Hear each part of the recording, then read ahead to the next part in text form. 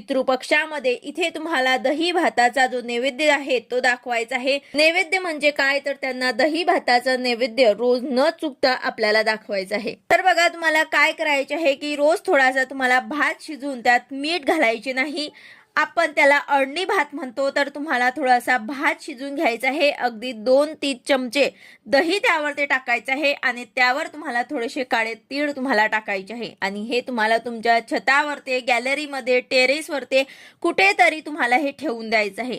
तर रोज न चुकता असा तुम्हाला नैवेद्य आपल्या पितरांसाठी बरोबर 12 वाजेला ठेवायचा आहे। सूर्य आपल्या डोक्यावर येतो तेव्हा, कारण हे पित्र जे आहे ते दुपारी 12 वाजेला जेवायला येतात, त्यांची वेळ 12 वाजता आहे, दुपारी असते। तुम्ही हा नैवेद्य 12च्या अगोदर 10-11ला नका ठेवू, कारण ते आधी येत नाही, 12लाच येत असतात। तसे श्राद्धाच्या दिवशी सुद्धा तुम्हाला आघाडीमध्ये बरोबर 12 वाजता पित्र घालायचे आहे।